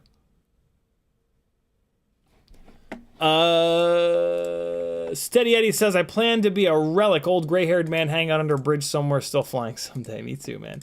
Acroweeboo says, do you have any use for a dual gyro setup right now? I've been obsessed lately, wondering your opinion on them. Not really. I mean, the dual gyro flight controllers, they only look at one gyro at a time, right? They only look at one gyro, and then if that gyro blows up, you can switch it to the other gyro. I think there was one or two that would look at both signals and pick like the better signal, but from what I heard, there was really no flight performance increase for doing that. I remember that was like the hot thing for a little while there. So yeah, I mean, it is, with how often gyros are failing nowadays, it might be kind of important to have something like that. You unbox it, you wire it all up, the first gyro doesn't work.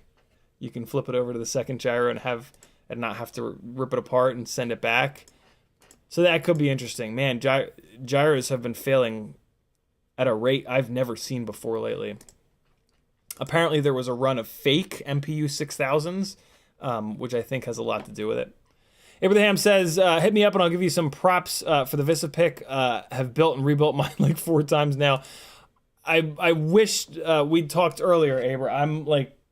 I'm at the point right now where it just needs final assembly, so like I'm kind of done, and I've already done all of the mental gymnastics that are like, how the hell do I wire and set this thing up so that it's as easy to to repair as possible.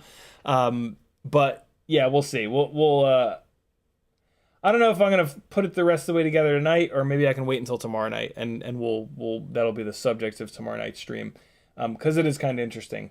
But yeah, it's a lot of like, oh, how long the screws need to be, how big are the spacers here, like, it's just, is this spacer threaded? What happens if I want to back this screw out to take it apart? Well, then this spacer needs to not be threaded, this one needs to be threaded. It's a bunch of that. So and that's what happens the first time you do a build, right? Every single time that you do like a kind of off the rails build that's kind of one-off and wacky, there's a lot of that, like back and forth with spacer heights and the stupid little stuff that takes hours and hours and hours. Juju says, what's a good frame that has a little bit of wider arms for individual ESCs? Oh God. CL1 is one that comes to mind. There aren't many though. There aren't many frames with wide arms for individual ESCs. I would just do like a Google search for like FPV frame and then just look through Google Images and it'll be very obvious which frames have big fat arms. Alec Dvornik says, thank you for suggesting the most expensive option. But seriously, I feel better spending that much knowing it's worth it. Yeah, and if you get one used, when you if you someday sell it, you'll get pretty much exactly what you paid. So yeah, used rapid fire is definitely going to be my suggestion. Let's see how Velocidrone runs while Adobe Premiere is also running.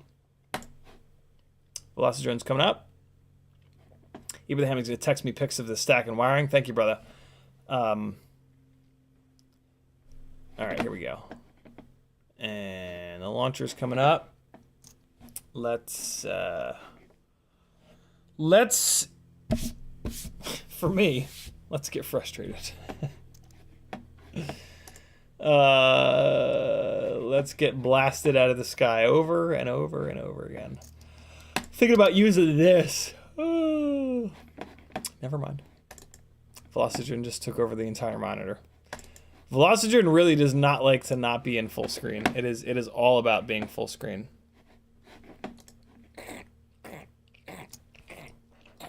Man, I'm exhausted, Jesus.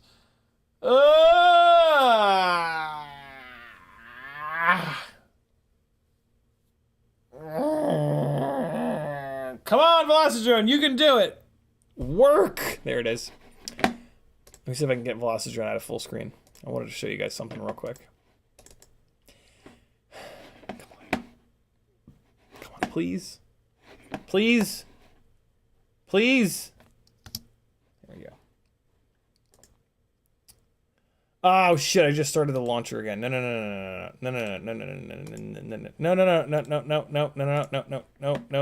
Oh god. There's about to be three instances of Velocidrone running. Here it is. Thinking about using this as the thumbnail image for the Florida video. Right? Color grade the shit out of it. Make it a little bit warmer. I think that's the one.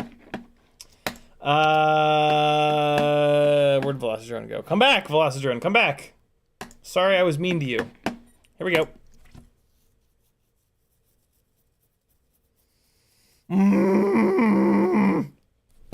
Timbo Slice says, what do you think about the analog adapter for DJI goggles? Save money on the goggles. Worried about the latency. I have heard nothing but bad things from... There's a couple people in chat that say that it's okay. The people like P. Richard Scott, whose opinion I really trust, he hated his. And that's pretty damning for me. The fact that he had such a bad experience with his, I was like, I'm out. So I mean, it's not for me, but yeah, I don't know. I don't have any personal experience with them, so it's hard for me to really say like, yeah, it's great, or it sucks balls. But I don't know. Anybody in chat that's had like a good experience, let Timbo Slice know. Tag him. Make sure you tag him. All right. Here we go. What is this? So this map is called Across the Street. It looks like it might be a little bit much. Hold on. I like to pick maps that... Yeah, this is too much. Look at this, though. We got some APCs on the corners.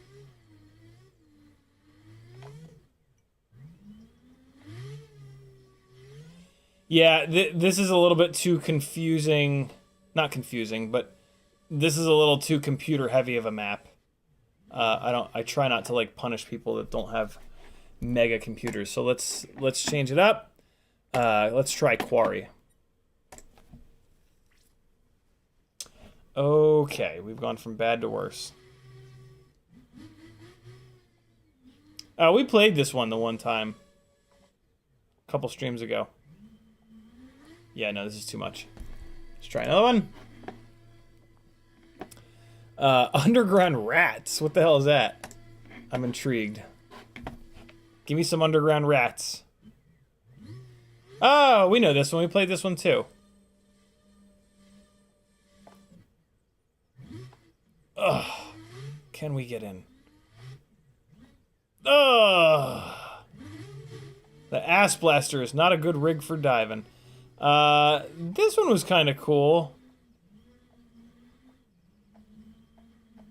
Turn on the stick overlay for you guys. Let's try a different one.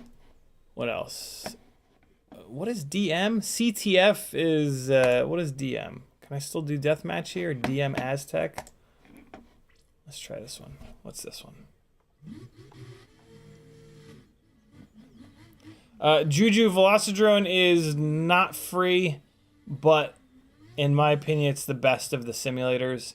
And the simulators are... Nah, this is way too much. There's way too many surfaces going on here. The simulators are the best way to get good, so they're well worth it. In my opinion, at least. Is this too much? I mean, there's a lot going on, but these are not individual things here. There's a lot going on here, though. Hold on. Paul McDonald got the charger. Thank you. Works great. Order a new screen. You are certainly welcome, brother. Aztec ice only. Big Town? What's Big Town? Ooh, you know what I liked? There was that one... Let me crash. There was that one that it was like the inside of a house or something. Well, this doesn't look too bad. Oh, no. Yeah, no, this is a big old town. Yeah, no, even my computer's struggling on this one. Yeah, there was that one that was... Face Gator's Swamp. What the hell is that? There was that one that was like a little house. What the hell was that called? It was as if we were very small, and there was like the microwave in there.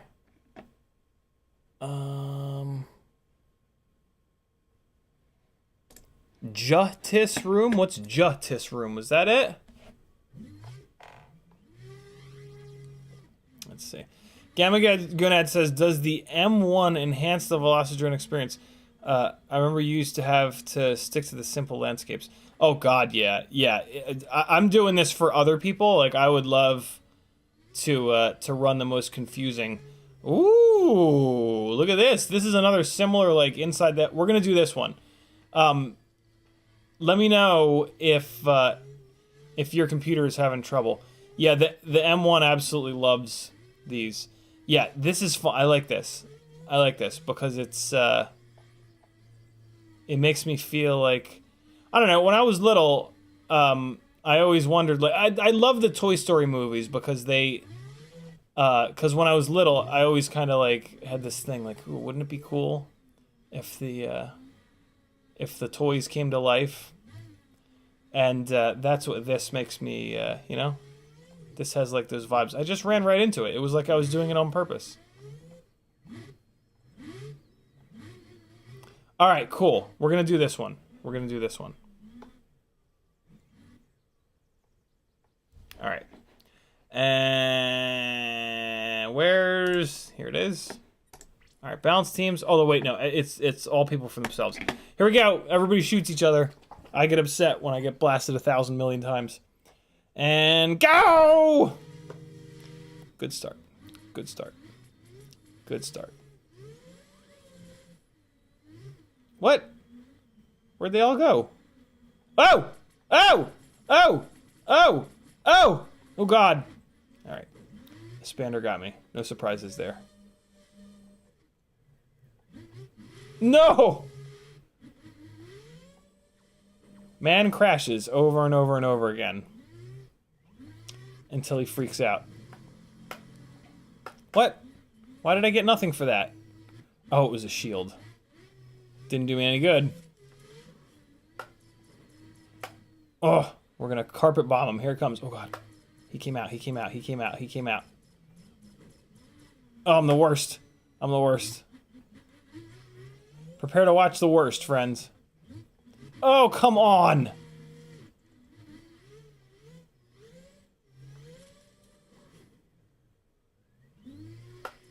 I got a Spander just once, though. Wasn't enough. Here we go. More frustration coming at you. Here, I got a strategy, though. I got a strategy. Got a good strategy here. Check out my strategy.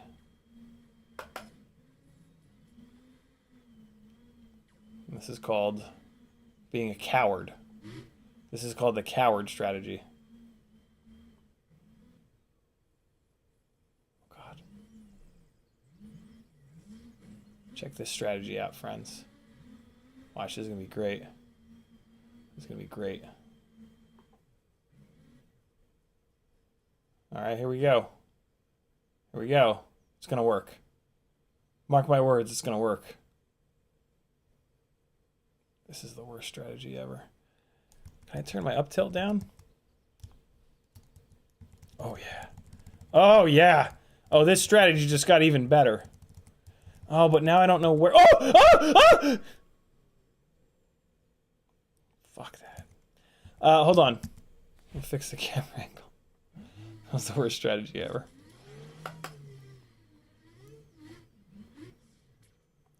Oh! Oh! No, I got somebody finally! It was all worth it. It was all worth it! Oh God, why? See that? I crashed before that person could shoot me. That's the real strategy right there. Oh, I just blasted Mr. Huggy right in the face. Oh, oh, oh, oh, oh, oh, oh!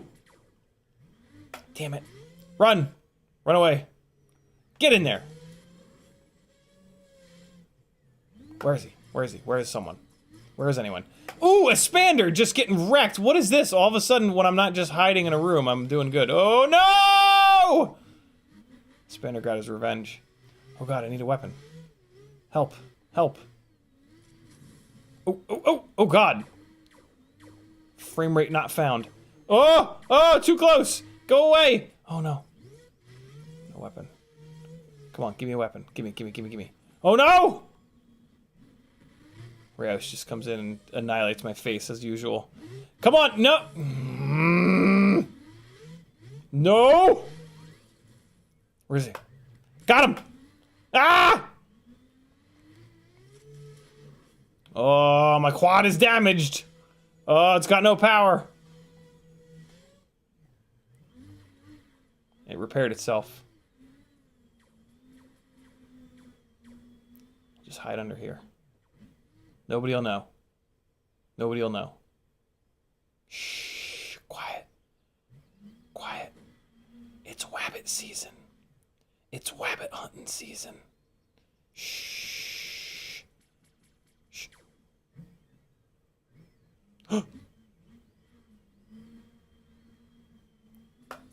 Oh, it worked! It worked! Oh my god! It'll never work again, but it worked that one time. Oh, oh, oh, oh, oh, oh! He's coming back for revenge. Oh, I hit the fence! I'm hurt. I'm hurt. I'm very hurt. Oh god. Run away. Run away. Anybody following me? Oh god, I hit the ceiling. Oh no! Oh god, why am I so bad? Ooh! Nope. I'm hurt. Quad's hurt. Not last. Yes. Not last. I like this map. Let's do team deathmatch here. Let's balance teams. And I'll come in here and we'll do team deathmatch. Where's it at? There it is. Select. And here we go. I am blue, so I need to shoot red people. Oh! Another strong start. Oh, why?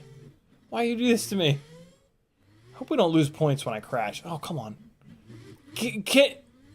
What did I say? I was blue? Oh, there's red. Oh! I whizzed right by him. Where's red? Where's red? Come on. I got the storm cloud. I got the storm cloud. Whoa! What was that? Oh, oh, oh, oh, oh, oh, oh! I'm on the team with Rayos. He's gonna do all the work. Time to get carried, boys. Oh, I did a little bit of the work. I hit a expander with the freeze. He hit me though, and he hurt me bad. Oh, ooh, the ass blaster just fits through there. Oh god, man, my eyes are already starting to go. Where's red? Where's red? Where's red? Is it just Mr. Huggy on the red team? He's the only one I've seen get shot. And he's getting shot a lot because Rayos is on my team. Oh god. Nope, there's somebody else. Oh, farts. Oh! Oh! Oh, what's happening? Where did my weapon go? Alright, there we go. Oh, oh, oh, oh, oh, oh, oh! Oh, it's Mr. Huggy! Ah, I got somebody! I got Mr. Huggy. Oh god, oh boy. Oh no! Oh no! Everybody panic! Oh! See, that's somebody else using my strategy of ramming into the fence before I can shoot them. I see you. I see you. Oh god, I hit Mr. Huggy once and then I killed myself. Oh wait, I need a weapon. Need a weapon. Go, go, go. Oh god, why? Worst. Just the worst. Got a weapon there. Oh, oh, oh, oh, oh! Come on. Fly into my shots since I can't aim them worth a damn. Alright, this is ridiculous. We need to all team up against... No! We need to all team up against Rayos.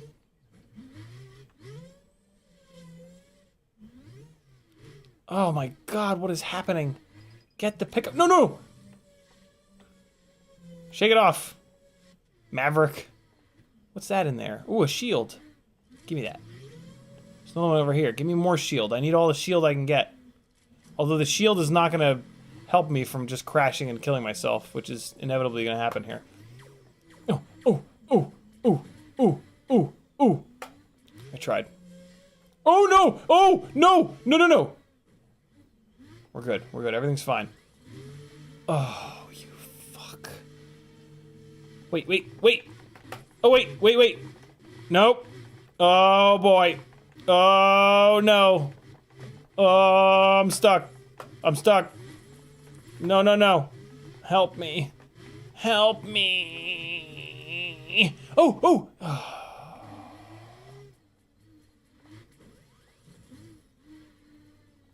Come on. Who wants some? Oh boy, there's all hell breaking loose above me. Oh, oh, oh. Oh, oh. Ah! Ah! Which way is... Am I shooting? Oh, I got him. I got Mr. Huggy. Wow. Oh. Where? Where? Oh, I'm so bad. I'm so bad at aiming. I'm really bad at first-person shooters, like, in general. Ooh, the storm cloud. Give me that storm cloud. Oh, no. No, no, no. Die, die, die. What was that? Oh, my one light just shut off. Storm cloud time. Somebody's about to get the boyses. The boysed. Gotta get close. Oh, oh. Oh, wait. What a waste. Where did he go in there? Oh my god, why me? Oh, wait. Oh, I'm okay. No, no, I'm not okay. Oh, no. No, why? Oh, oh, oh, oh. No, no, we're good. Oh, you fuckers. No, no. Leave me alone. Oh, I got no, I didn't. All right. That was pretty one-sided. Let's put Rayos on his own team so that we can... Ooh, awesome. We can go 4 against 1. Here we go. Ready? We're gonna go blue. We're gonna go blue. All right, here we go. Everybody against Rayos. This might be matched. Or it'll just give him a lot more targets. Here we go. Everybody team up against the one guy that's good. Although you guys are better than me, so I can't really say that. All right, we're all blue. We're looking for red. Where's red? Where's red? Where's that red? Where is he? He's hiding. Oh god! He's hiding. Oh no! Where'd he go? How is this possible? How? What? How? Oh, he iced me. He told me to freeze. Alright, that's just a shield. Then I get a weapon. No, no! What? Why is this happening? No, no, I don't need shields. Shields don't help me. I crash too often. Alright, where is he? Where is he? Oh, oh! Oh, oh, oh, oh! Damn it. Oh god, why? It keeps spawning me in the same spot that doesn't have a weapon. Come on. Okay. No, no! Is Rayo shooting the rest of you guys, or is he just focus firing on me? Oh! Oh! No! He's so fast, I can't even see him. It's like trying to shoot. I hit him once! Oh, I'm hurt. I'm hurt. I'm hurt. And he's dead. Oh, his Spander got him with a homing missile. That's what I'm talking about. Oh, oh, oh, oh, oh, oh, oh, oh, oh, oh, oh, oh. Die, die, die, die. Oh, I hit him a bunch of times. Look at me go. Oh, that thing hits hard. I don't know what it does. It like scrambles their... No, no, run, run. Don't lose the crazy pickup. I wasted it. I wasted the crazy pickup. Oh! Good, yeah, shoot that leg bench. Leg bench? Shoot that table leg. That's great. Okay, there it is. There's the inevitable crash. Here we go. Oh man, we were getting ownered. What? I had a pickup. Oh yeah, yeah, yeah. Homing missile's my only shot. Long distance homing missile, maybe it'll win. Oh, I got him, and it was a long shot from 88 meters. Look at that. That's a cool little little thing. Tells you the distance. Oh, oh, oh, oh, oh, oh, oh, oh, oh. No, no, no. Why is this happening? God, why am I so bad? Run. Run. No, no, no. You got nothing on me. I'm too fast. Where's that red streak? Ooh, ooh, where? There he is. Oh, no, no, no. No! I might have hit it. No, there's no chance. Where is he? There he is. Stalk him. Shh, stalk him. Oh God, I don't have a weapon. What was that about? All right, we're gonna stalk him again. He was over here. Is he hiding in the house? He's hiding in the house, isn't he? Nope. Where is he? Oh, there he is. Oh! Oh! I hit him with the thingy. I scrambled his brains, but he hit me with something that actually did damage. Here we go again. Oh, long range. Get him. Damn it. Come on, we're gonna electrocute him. Here we go, guys. We're gonna electrocute him. Oh. See him? You see him? Oh! Oh! A spander. Nope, he got a spander. Zap, zap, zap, zap, zap. Ooh, come on. So close. Oh, I got him. Yes. First time for everything. More electrocution rounds. I do way better with the fast shooting rounds because, you know, I'm a long range kind of guy, right? No, no, no. I'm getting. Oh, no.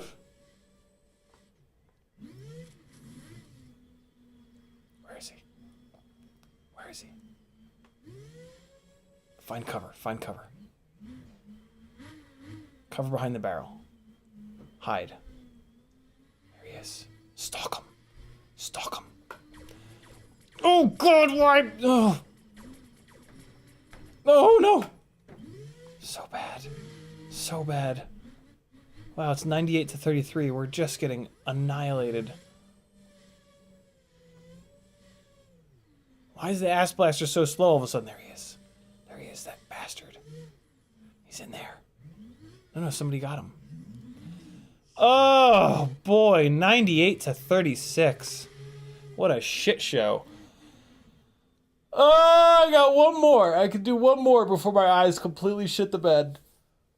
Oh, woo. Woo. Let me get caught up on chat. Juju says camper. Apache says camper. Tom's Lazy says your C strategy. LOL. Juju says makes that CiottiFPV. When CiottiFPV makes that dive, I'll be 110. Tom's Lazy says you've got to go to the girls' room. LOL. Am I in the? Is this the girls' room? It is fun, Juju. So this you also to do combat mode, you have to get a little. You have to pay a little bit more. Actually, there's a Velocidrone like for $10 or $15 or whatever it is. You got to pay another like 5 or 10 for the combat mode. Let's switch to a different thingy. DM Velocity. That could be fun. Let's try it real quick. Team deathmatch, select scenery. Let's see. No, this is a bit much. This is a bit much. Oh, this is way too much. No, this is stupid. Hold on. Toya Fortress, maybe? Seems like it could be fun. Hold on. Oh, no, no, no, no, no, no, no, no, no, no, no, no, no, no. Camping grounds, that's fun. Take us to the campground. Oh, this isn't a campground. This is too much. Is it? Let's try it. Let's try it. We'll try it. One more. One more. Let's take Brizzle over to the blue team. We'll all team up on Rayos again. Nah, you know what? It's pointless. All that's doing is giving him a million more targets to hit. Let's do just regular old deathmatch. And there we go. All right, here we go. One last round in a crazy map. EvaFPV says, what KV do you run on the Chonky Sploor? And just like that, the Fat Cinesploor has a new name. The Chonky Sploor is 3500 KV on 4S 1050s. Oh, I actually really don't like this map.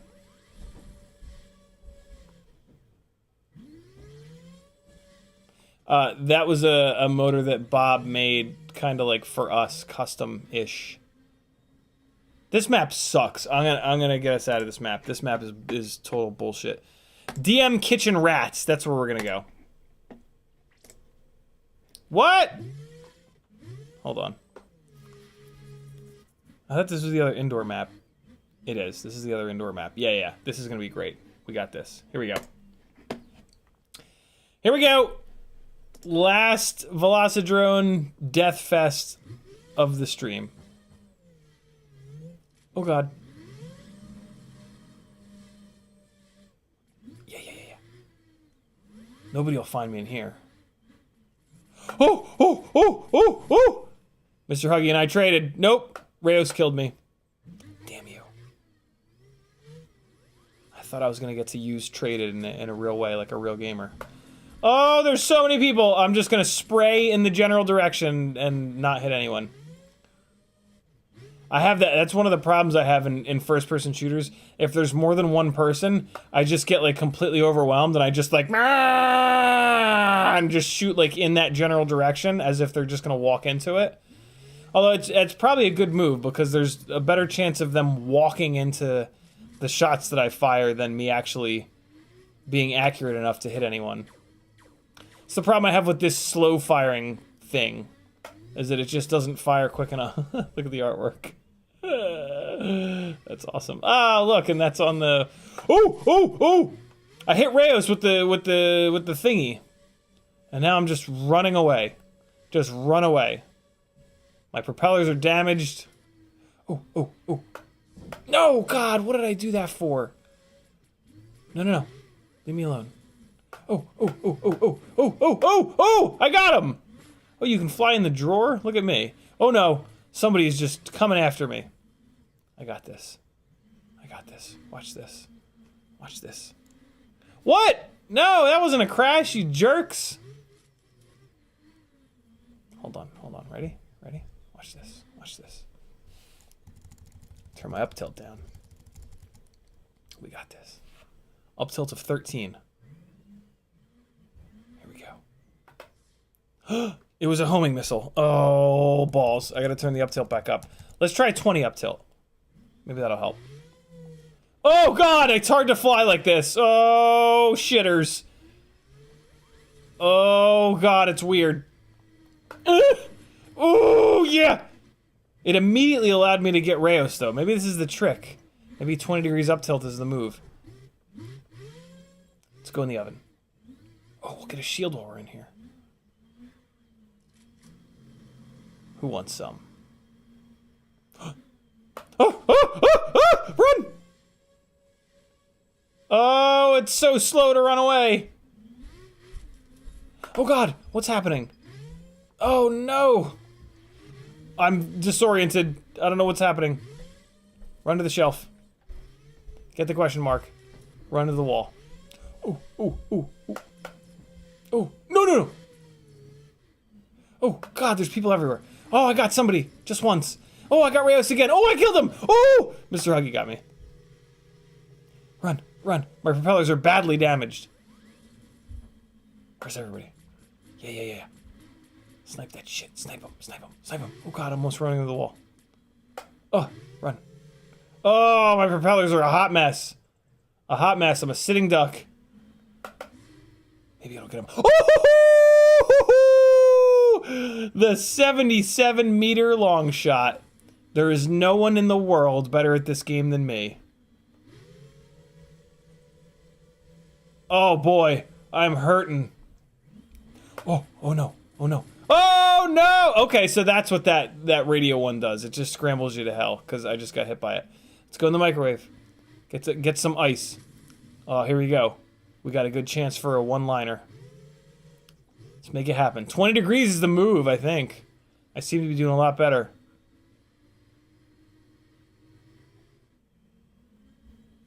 Where are they? Look, everybody's hiding because they know I've got the freeze gun. Look at this. Oh. Hey, Rayos! Freeze! There, I got to say it. Finally, I got to say it. Ah! He gets immediate revenge. That's it. I'm done. I'm just gonna park it here. I got to use the one-liner. I'm just gonna sit here and enjoy being able to freeze someone and then just say freeze to them. Zap, zap, zap, zap, zap. Nothing matters. I got to use the one-liner. Nothing else matters. This game is now beaten. That's how you beat this game, actually.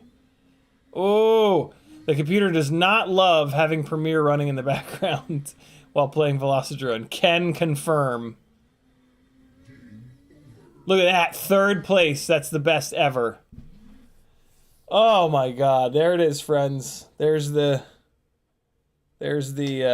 with a dry cool with like that you could be an action hero, Metal Disc says.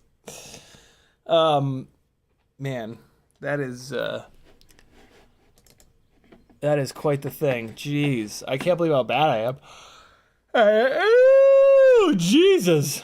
I mean, it's racers do really well at combat mode because you got to make all those quick little corrections and whatnot. The room should stay open. I think as I'm quitting here, it'll assign somebody else to be the head of the room or whatever. And that's what she said. Hi! It's very moody on the right side of my big dumb head. But it's after 5 o'clock, so I'm going to wrap this thing on up. I think it's Mads Tech. Go watch some Mads Tech. If you have a couple extra dollars a month, I'd love to see you on my Patreon. There's lots of good benefits. For some reason, it just tanked really bad. So I need everybody's help. As always, I love you guys. Be good. CiottiFPV.com to keep this ship afloat and keep us going. Slat FPV's in the house. What's up, homie? How are you? How you been? Looks like you're making some fucking moves working for that. Who are you working for, Slat? What's the name of that company? It looks pretty fucking legit, man. Congrats on that. That's huge. Bob Knox is dropping the link to my website. Thank you, dude. I gotta find some footage for you guys to watch at the little credits here. Hang on 1 second. And we'll be back tomorrow night at 10 o'clock Eastern.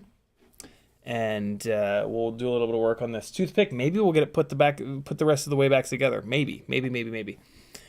And in the meantime, enjoy some flying from the sickest spot, in my opinion, in all of Atlanta. Although I feel like I say that a lot.